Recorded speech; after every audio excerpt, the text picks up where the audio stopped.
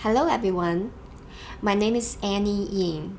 I'm a piano teacher teaching individual lessons for students of all ages and skill levels.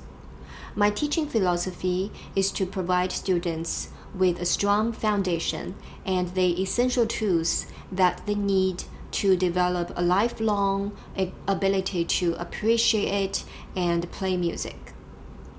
Today, I'm thrilled to introduce this video channel on behalf of New York State Music Teacher Association District 6. The goal of this platform is to bring together local piano teachers, music educators, and inviting them to share their teaching experiences and insights amidst their busy schedules. Through these conversations, we aim to build a professional, supportive, and welcoming community for piano teachers and music educators in this area. Now let's get started. So today, our first teacher is Megan Gleigs.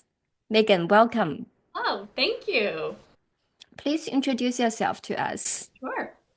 I have a private piano studio in Albany.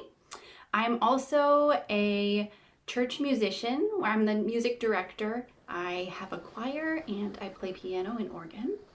I also perform. I love to accompany students and professionals at all levels, singers and instrumentalists. So I like to do a variety of things. Thank you, Megan. So happy that you're here with us. And I remember that last year our association initiated this series of Baroque themed events, and you were teaching minuet dance in our workshop, which Yeah. was awesome. And I like to do that with you again. So, in line with this theme, today's discussion centers on the question: what is the first Baroque style piece you introduce to your beginner students? So, Megan, would you allow me to share my first Baroque style piece that I introduced to my beginners? I like this one, Teapot Invention. This piece is from the Celebration series, RCM Level 1. Okay, let me play this for you first.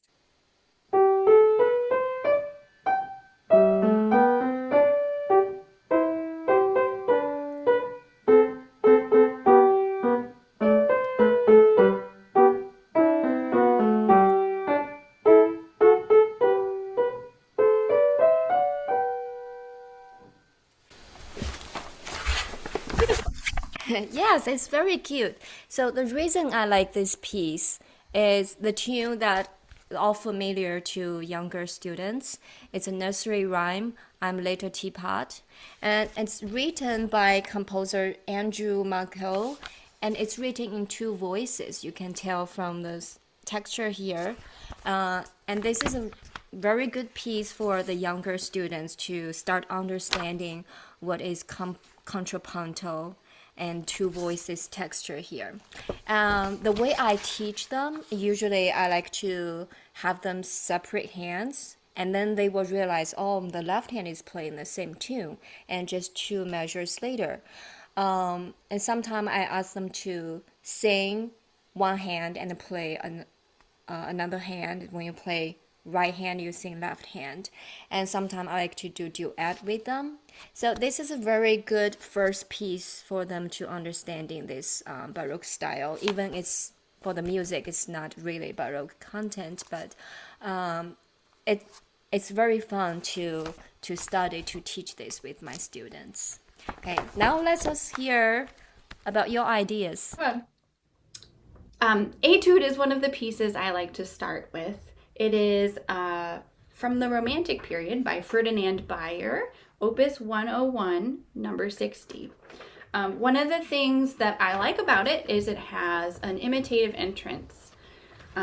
It's also great for beginners because it's in a 5-finger position. It starts in A minor, 5-finger scale, and then it moves, the second half transposes to C major. So they get a major and minor mode difference, but it's still within a 5-finger position. When I'm teaching it, I have them start hands separate so they can hear that the first measure in the right hand and the second measure in the left hand are the same. Then I have them, when they start playing hands together, lining up each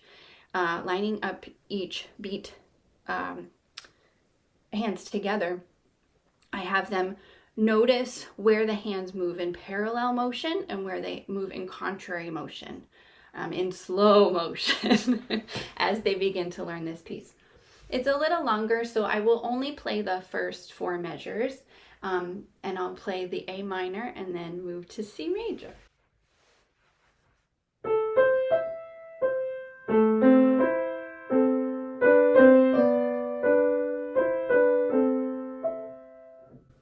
All right, and then in the second half, we transpose up to C major.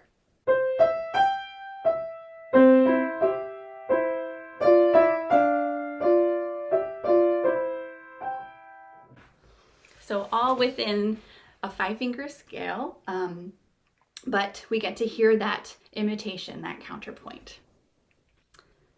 With my youngest students who aren't playing Bach or Handel yet, I try to point out Baroque techniques very early on. The other day I was working in the Faber primer level performance book with a student and pointed out in Lullaby and Goodnight, I pointed out that there's a sequence in measure 5 and measure 6, where measure 5 starts on an F and then measure 6 starts on an E. So very early on, I tried to introduce these ideas that they're going to see later on when they start playing Baroque music written during the Baroque period.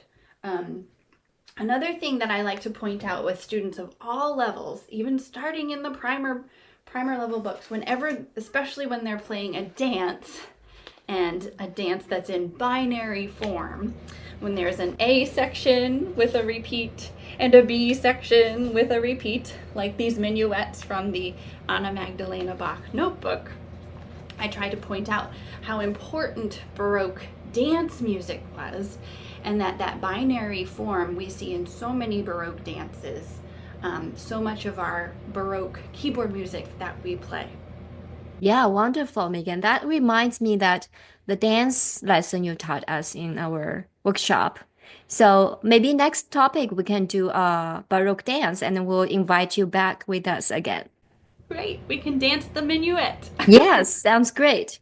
So thank you, Megan, and for taking the time to share your insights with us. And we appreciate everyone for tuning in and supporting our video series. See you next time. Bye.